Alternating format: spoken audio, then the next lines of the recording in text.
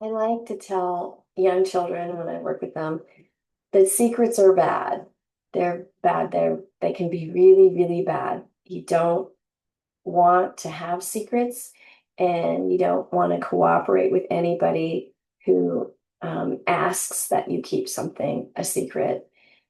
And the explanation that I give is that, surprises are wonderful. You don't want someone to know what they're getting for Christmas or for their birthday. And so surprises are great, but there's a big difference between a surprise and a secret. So surprises are a beautiful thing. Secrets, they're bad. In the Al-Anon context, this is one more facet of the truth, and we're going to do a deep dive into unpacking what the truth is. That's so important.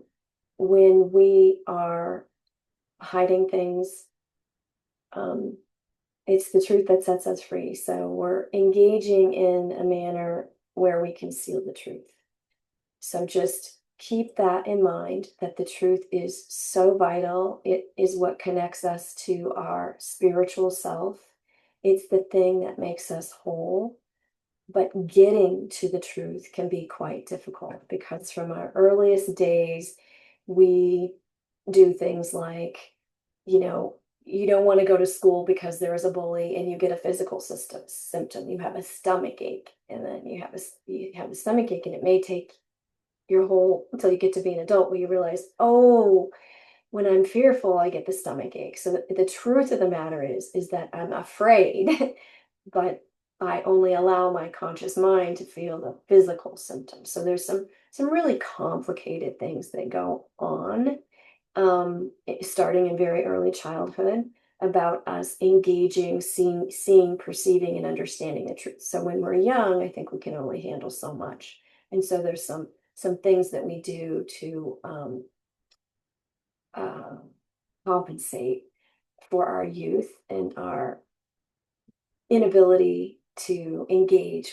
fully with the truth. And so what happens in a 12-step program is we really are trying to engage fully with the truth so we can be completely free.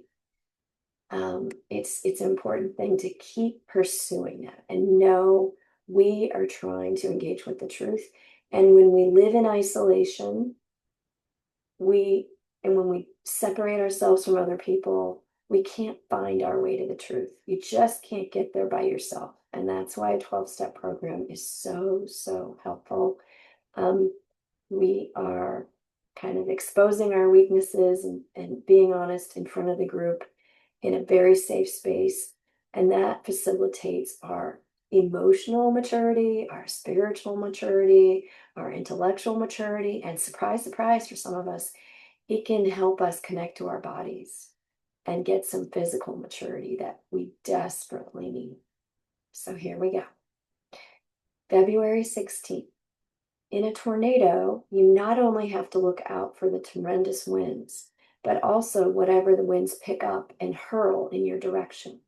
Like a tornado, addiction often brings along additional problems, including verbal, physical, and sexual abuse, illness, debt, prison, infidelity, and even death. Some of these problems can be so embarrassing that we don't dare talk about them.